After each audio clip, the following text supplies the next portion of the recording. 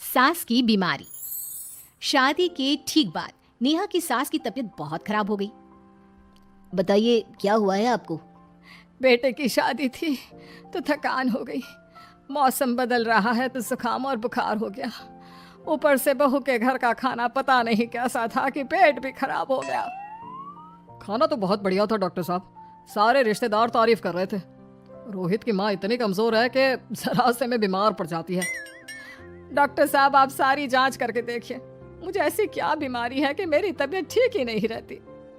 फिलहाल तो ज्यादा कुछ नहीं है, पहले आपके जुकाम बुखार और पेट का इलाज कर लेते हैं, फिर बाकी के टेस्ट करवा लेंगे।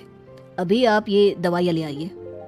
पिताजी मैं डॉक्टर साहब को छोड़कर और दवाइयाँ लेकर आता हूँ। माँ जी तो बीमार थी, इसलिए नेहा ने किचन संभाल लिया। माँ जी अब आपकी तबीयत कैसी है? पहले से ठीक है। आप बैठिए, मैं खाना लगाती हूँ। तेरे बाबूजी और रोहित ने खाना खा लिया? रोहित तो टिफिन लेकर ऑफिस गए हैं माँ, और बाबूजी ने खाना खा लिया है।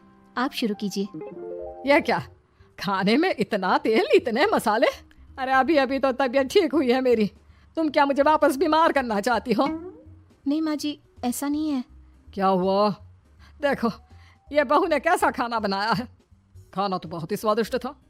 अरे मैं ये खाना खाऊंगी तो बीमार हो जाऊंगी ना।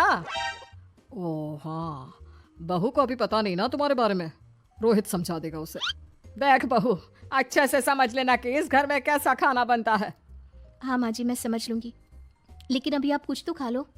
ये खाना खा लूंगी तो कल का खाना खाने के लिए बचूंगी भी नहीं। सास की बातें सुनकर नेहा उदास हो गई। उसने रोहित के घर आती ही उससे माँ जी के खाने के बारे में पूछा। आज माँ जी ने मुझे खाने के लिए बहुत बुरा भला कहा। माँ को मसालेदार और तेल घी वाला खाना सूट नहीं करता, वो बीमार पड़ जाती हैं। ऐसी क्या बीमारी है माँ जी को? पता नहीं, आज तक कई डॉक्टरों को दिखाया, कितने टेस्ट करवाए, लेकिन कोई बीमारी पकड़ में ही नहीं आई। नेहा को कुछ समझ में तो नहीं आया, लेकिन उसने अपनी सास के हिसाब का खाना बनाना सीख लिया। माँ जी आज तो खाना ठीक है ना? खाना तो ठीक है, लेकिन ये मुआ रेडियो क्यों चल रहा है इतनी तेज आवाज में? वो माँ जी मैं अकेले काम करते करते बोर हो रही थी ना, तो टाइम पास करने के लिए चला दिया। तेरा इस टाइम पास के चक्कर में मेरा सर दर्द से फटने लगा है। तेज आवाज से मुझे माइग्रेन हो जाता है। सॉरी माँ जी, मुझे पता नहीं था। तुम्हें जब तक सब पता चलेगा तब तक मैं तो भगवान के पास ही पहुंच जाऊंगी। नहीं नहीं, ऐसा मत कहिए ना माँ जी। अब मैं कहीं भूख से ही ना मर जाऊं। खाना मेरे कमरे में रख दो। बेचारी नेहा, उस दिन उसे बहुत दुख हुआ। नेहा तुम रो क्यों रही हो? आज माँ जी ने मुझे बहुत बुरा भला कहा, मैं तो सिर्फ रेडियो सुन रही थी। ओहो, तुम माँ की बातों का बुरा मत मानो, उन्हें तेज आवाज से सर दर्द होने लगता है, दर्द की वजह से बोल दिया होगा कुछ।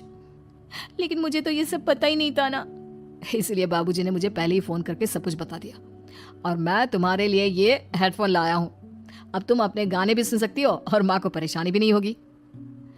ये सिर्फ एक बात का हाल है, लेकिन माँ को तो हर चीज से परेशानी है। अब क्या कर सकते हैं, माँ बीमार ही इतनी रहती है। लेकिन माँ को ऐसी कौन सी बीमारी है? तुम्हें बताया तो था, किसी भी डॉक्टर को माँ की बीमारी समझ में नहीं आ रही। अब तुम भी ये सब सोचना छोड़ दो, ये हेडफोन लो और अपने पसंद के गाने सुनो। रोहित के गिफ्ट से नेहा की एक परेशानी तो दूर हो गई, लेकिन उसके मन में कई सवाल खड़े हो गए। आज मैं देर से उठाऊं या तुम जल्दी उठ गई? वो माँ जी को कल रात भर सर दर्द हुआ ना, तो जल्दी उठकर उनकी जगह मैंने पूजा कर दी।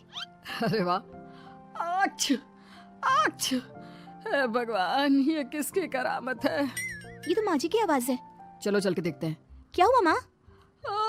अच्छा, ये घर में गुलाब कौन लाया? मुझे नहीं पता, मैं तो अभी उठाऊं। माँ जी आप कल रात भर सो नहीं पाई, तो मैंने जल्दी उठकर पूजा पाठ किया। घर में फूल नहीं थे ना, तो मैं बाजार से गुलाब के फूल ले आई। नेहा, माँ को गुलाब के फूल की एलर्जी है। अब मुझे ये कैसे पता होगा? अच्छा, तुझे कुछ पता नहीं तो तू वही काम क्यों करती है जिससे मेरी तबीयत खराब हो जाए? रोहित के बाबूजी, ये बहू मेरी जान लेना चाहती है। माँ जी मुझे ऐसा करके क्या मिलेगा? वो तो तुझे ही पता, लेकिन कुछ तो है। रोहित की माँ बस करो, बेचारी बहू को कुछ पता ही नहीं है, बस इसलिए उससे गलती हो जाती है। जाओ तुम कमरे में। बहू, तुम रोहित की माँ का बुरा मत मानो, वो अपनी बीमारियों से इतनी परेशान है कि उल्टा सीधा बोल देती है। नहीं नहीं बाबूजी, मुझे बुरा नहीं लग रहा, मुझे चिंता हो रही है माँ जी की बीमारी की। ये बताइए कि माँ जी को ऐसी प्रॉब्लम्स कब से होने लगी? शादी के 6-7 महीने बाद से। बाबूजी तब घर का माहौल कैसा था? अरे भरा पूरा परिवार था। मेरे बाबूजी, माँ, काका, काकी, मेरे दोनों बड़े भाई, दोनों भाभियाँ, दोनों के 2-2 बच्चे हैं, एक छोटा भाई और एक बहन। सब साथ रहते थे। इतना बड़ा परिवार?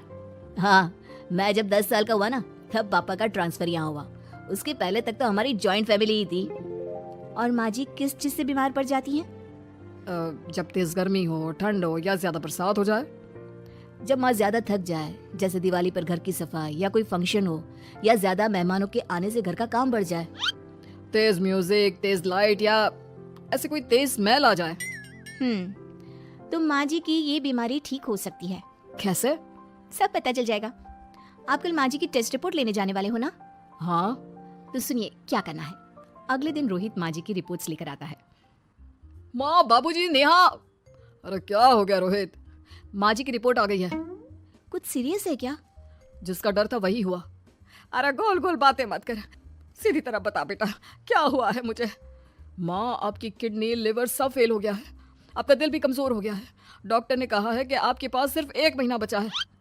ये क्या बक रहा है? ऐसा हो ही नहीं सकता। मुझे लग ही नहीं रहा कि मैं इतनी बीमार हूँ। लेकिन माँ जी रिपोर्ट झूठी तो नहीं हो सकती ना? हाँ, माँ को 20 साल की उम्र से बीमारी लग गई थी, लेकिन कोई डॉक्टर पकड़ नहीं पाया और अब ये बीमारियां बहुत ज्यादा बढ़ गई हैं। हाँ रोहित की माँ, तुम्हें याद है शादी के 6 महीने बाद से तुम बीमार रहने लगी थी। अरे लेकिन वो अलग था, मुझे ऐसी कोई बीमारी नहीं हो सकती। ये तुम कैसे कह सकती हो माँ? हाँ, तुम उस वक्त बीमार पड़ी थी ना, और अब डॉक्टर भी यही कह रहे हैं, तो सच ही तो होगा। और आप तभी से बीमारी तो रहती आई हैं। अरे लेकिन तब मैं बीमार थी ही नहीं। क्या मतलब? अरे तब मैं बीमारी का नाटक करती थी, मुझे कुछ नहीं हुआ था। ये क्या बोल रही हो? हाँ, घर में इतने सारे लोग थे और सबसे छोटी बहू मैं थी, तो सारा काम मुझे करना पड़ता, इसलिए काम से बचने के लिए मैं नाटक करने लगी। लेकिन आपको अभी भी वही बीमारियां होती है ना माँ? हाँ, अगर नाटक था तो ये प्रॉब्लम तुम्हें अभी क्यों होती है? इसका जवाब मैं देती हूँ।